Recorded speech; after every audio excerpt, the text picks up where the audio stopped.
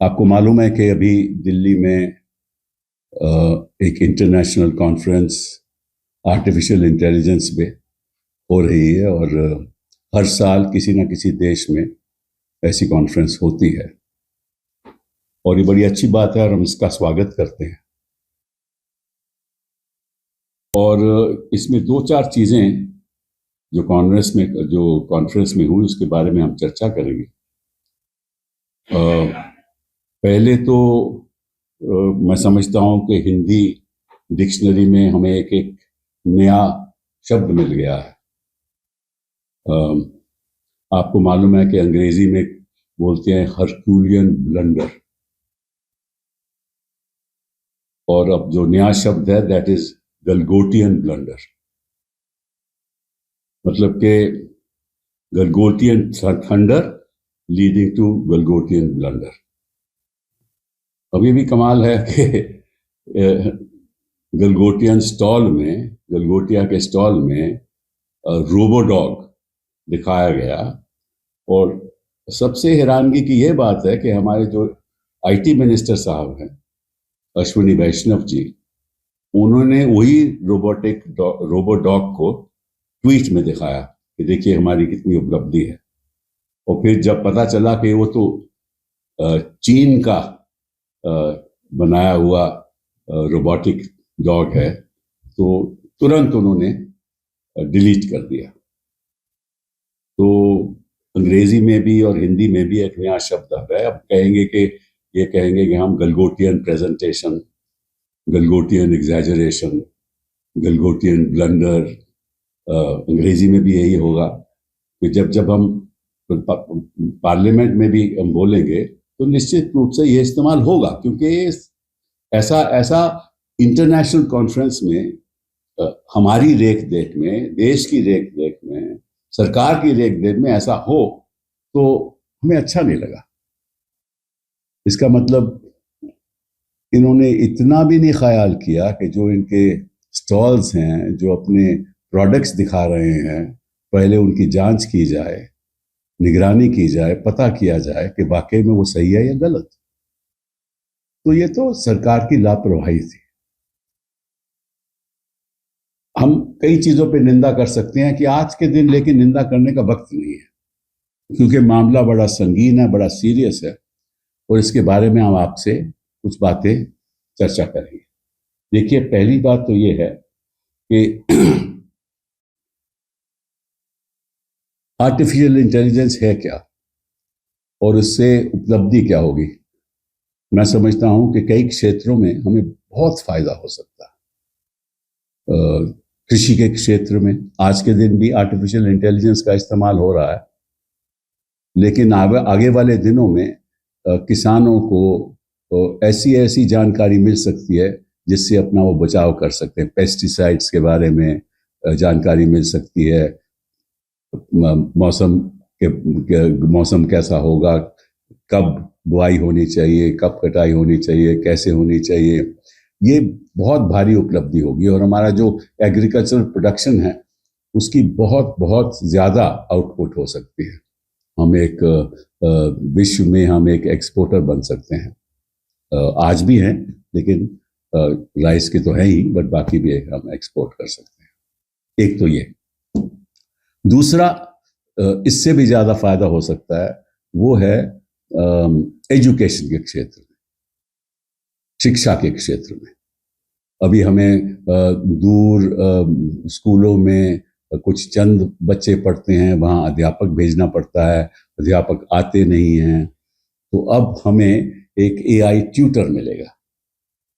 वो कहीं से भी ट्यूटर हो सकता है, विश्व में कहीं से भी ट्यूटर मिल सकता है और उसको डायरेक्टली बच्चों को पढ़ा सकता है और अध्यापक की भी जरूरत नहीं।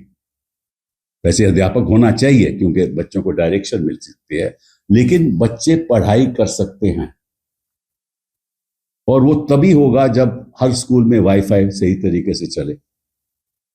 वो तभी होगा कि स्कूल में जो भी सुविधाएं होनी चाहिए एआई की के द्वारा पढ़ने की, वो उपलब्ध होनी चाहिए। तो इसमें बहुत एक भारी बदलाव आ सकता है।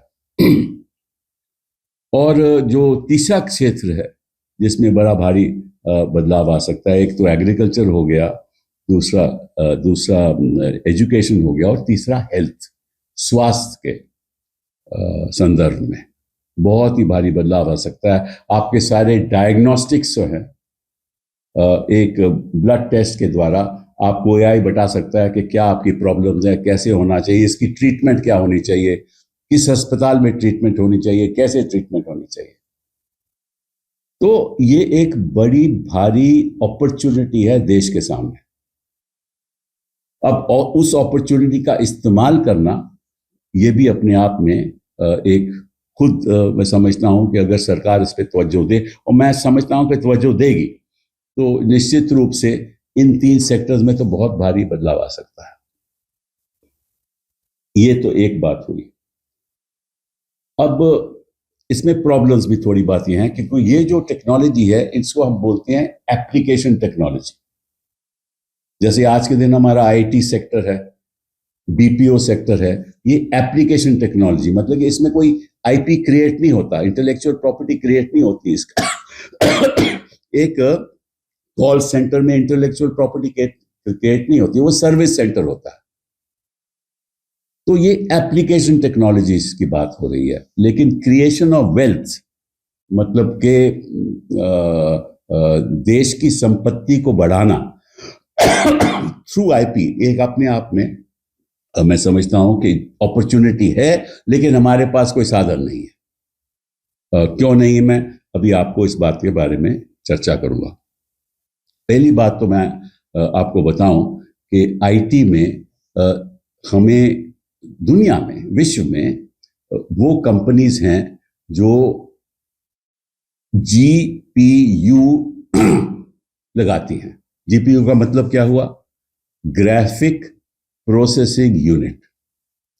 ग्राफिक प्रोसेसिंग यूनिट का मतलब है कि एक ऐसा प्लेटफॉर्म है जो कई चीजों को इकट्ठा करके आपको दिखा सकता है कि होने क्या वाला है। इसमें पैसा बहुत लगता है।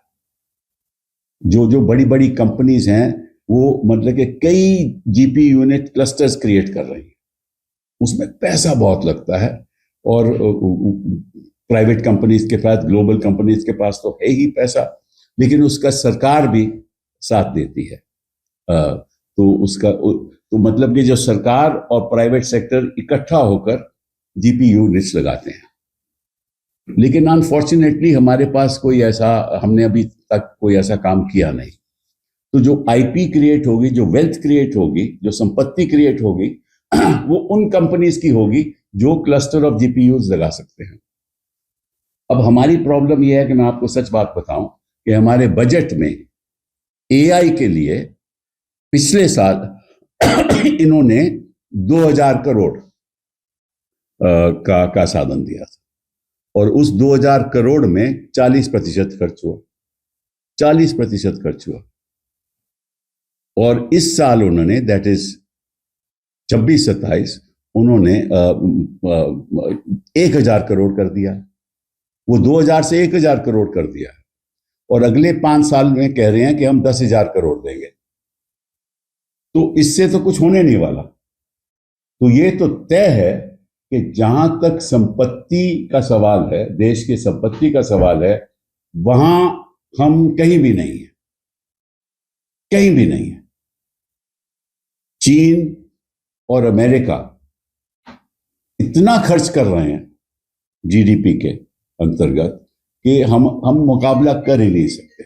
तो ये तय है कि हम आईपी नहीं बना सकते, केवल एप्लीकेशन टेक्नोलॉजी में हम काम कर सकते हैं, ताकि जैसे हम आईटी बीपीओ में हम सर्विस करते थे दुनिया के लिए, वैसे ही हम यहाँ सर्विस कर सकते हैं।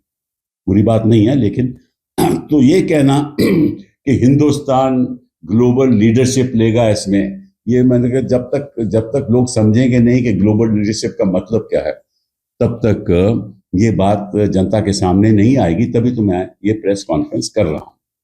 2-4 बातें और आपके सामने मैं रखना चाहता हूं। हिंदुस्तान में जो हमारा डेटा हम जेनरेट करते हैं, वो दुनिया में, विश्व में 20% डेटा हिंदुस्तान में जनरेट होता है। विश्व में 20% डेटा यहां जनरेट होता है, लेकिन हमारी जो डेटा स्टोरेज कैपेसिटी है वो केवल 3% है। 20% जनरेट होता है, स्टोरेज 3%। दूसरी बात, जो हम R&D में खर्च करते हैं, क्यों बिना R&D के तो आप दुनिया में कभी संपत्ति क्रिएट कर ही नहीं सकते। जो हम R&D में खर्च करते हैं वो 0% 64% है। 64%, 0.64%, मतलब 1% से भी कम, हाँ, ऑफ आर GDP। और जहां तक यूनाइटेड स्टेट्स है, उनकी $30 ट्रिलियन इकोनॉमी है, वो करते हैं 3.5% ऑफ देयर GDP। और चीन करता है 2.6% of their GDP। South Korea करता है 3.4% ऑफ देयर GDP। जापान करता है 3.1% ऑफ GDP। जर्मनी करता है 2.2% ऑफ GDP।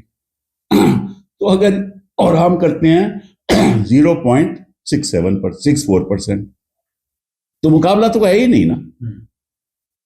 जब तक हम R&D नहीं करेंगे, और ये बात मैं पिछले 10-12 साल से कह रहा हूं कि हिंदुस्तान का इन्वेस्टमेंट, निवेश R&D में लगभग कुछ भी नहीं है। तो अगर निवेश नहीं करोगे R&D में, तो संपत्ति कैसे पैदा होगी? देश के आप AI लीडर बनोगे कैसे? ये दूसरी बात आपके सामने कहना चाहता था।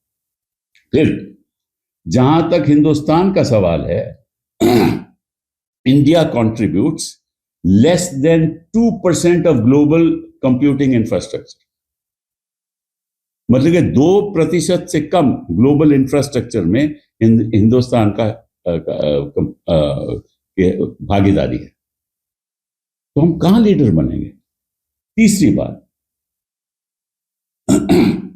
हमारा जो शिक्षा के क्षेत्र में, मैं हमेशा ये कहता हूं कि भारत विकसित तब होगा जब भारत शिक्षित होगा। विकसित कैसे होगा जब शिक्षित नहीं होगा?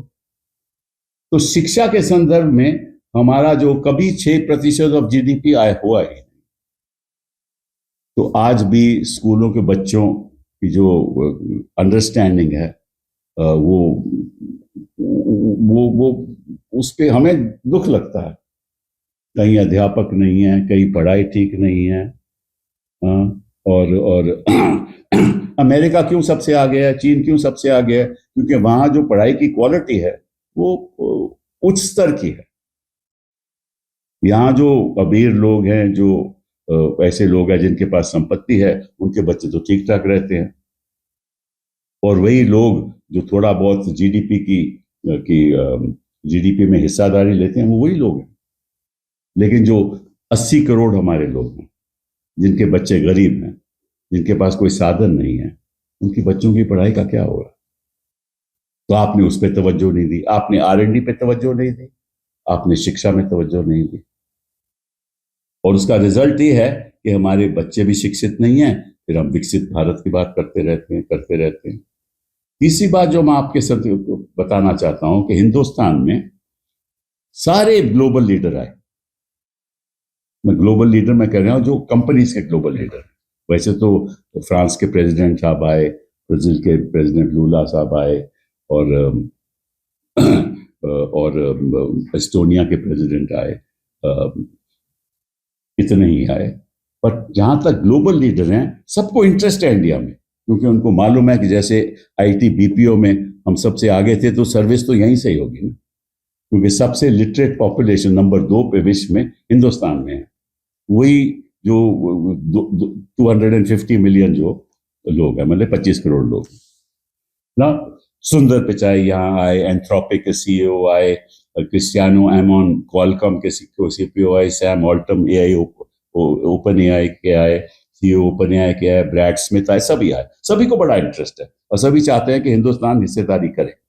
लेकिन उनको मालूम है कि हिस्सेदारी क्रिएशन ऑफ वेल्थ में तो हो नहीं सकती।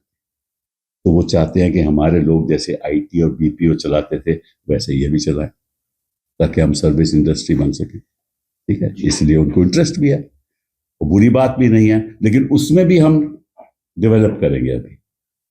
अच्छा, ये तो बात हो गई एक। अब इसका नतीजा क्या होगा एआई का? अब दूसरी बात आपको समझाना चाहता हूं, एआई का नतीजा क्या होगा। एआई जब आएगी तो आईटीओ और बीपीओ सब खत्म हो जाएंगे। हमारी जो वर्क फोर्स है, मतलब कि जो हमारे लोग जो काम करते हैं कृषि के क्षेत्र में, वर्क फोर्स लगभग 45% से 50% है, और जो ये सर्विस सेक्टर में है वो 30% है, और बाकी कृषि, बाकी दूसरे सेक्टर्स में, मैन्युफैक्चरिंग में। तो आईपीओ तो आईटी और बीपीओ तो खत्म हो जाएगा, उनकी जरूरत ही नहीं पड़ेगी, क्योंकि वो तो एआई आ जाएगा। तो कितने जो हमारे रोजगार है, बहुत नुकसान होगा, बहुत ही नुकसान होगा। मतलब कि जहां रोजगार है वही नुकसान होगा, क्योंकि रोजगार ज्यादा तो सेल्फ एम्प्लॉयड है एग्रीकल्चर सेक्टर में, कृषि के क्षेत्र में, और मैन्युफैक्चर में ज्यादा रोजगार है नहीं।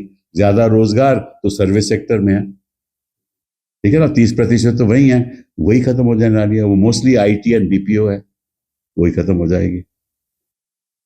और जो स्किल्स हैं, हमारी बच्चों की स्किल्स हैं, जिसके द्वारा हम थोड़ा बहुत जो करते भी हैं, वो स्किल्स जब तक आप उनको अपस्किल नहीं करोगे, मतलब कि और शिक्षा के द्वारा एआई के संदर्भ में अपस्किल नहीं करोगे, और अपस्किल नहीं करोगे तो वो भी खत्म हो जाएगी। तो उसके लिए आपको इन्वेस्टमेंट चाहिए, उसके लिए स्किल डेवलपमेंट चाहिए।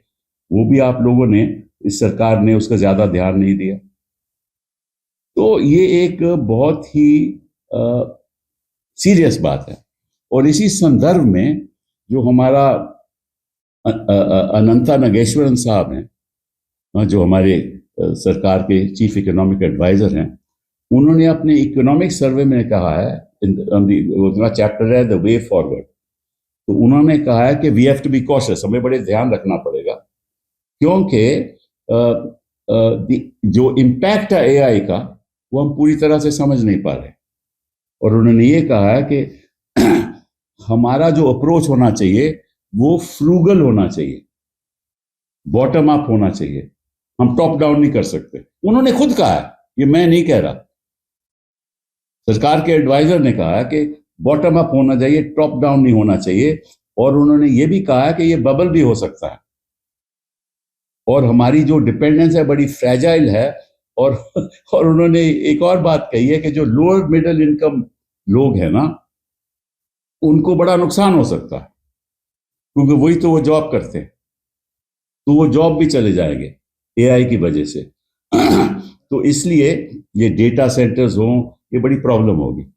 दूसरी बात जो सबसे इंपॉर्टेंट बात है कि ये जो क्लस्टर ऑफ जीपीओज होती है ना, जीपीयूज, इन क्लस्टर्स में लाखों लीटर पानी लगता है, और एनर्जी, मतलब कि ऊर्जा, बहुत ऊर्जा कंज्यूम करनी पड़ती है, ठीक है ना। हमारे पास तो ऑल्टरनेटिव सोर्सेज ऑफ एनर्जी तो इतने है ही नहीं। तो अगर हम ऐसे क्लस्टर लगाएंगे जिसको बड़ा टाइम लगेगा, और हमने सोचा है कि 38,000 क्लस्टर्स हम लगाए अगले कुछ सालों में, वो तो बहुत कम है। लेकिन अगर लगाएंगे तो ऊर्जा कहाँ से लाओगे? ऊर्जा तो कोल से ही आएगा ना। तो अगर कोयले से आएगा ऊर्जा, तो पोल्यूशन और बढ़ेगा। तो ये चीजें बड़ी सीरियस चीजें हैं। मैं ज्यादा देर नहीं लगाना चाहता, लेकिन इतना जरूर कहूंगा कि ये बातें हैं इस पे हमें चर्चा करनी चाहिए। ये बातें हैं जिससे सरकार को, जनता को बताना चाहिए कि हमारे सामने चुनौतियां क्या हैं, और चुनौतियों का सामना करने के लिए हमें क्या क्या करना चाहिए।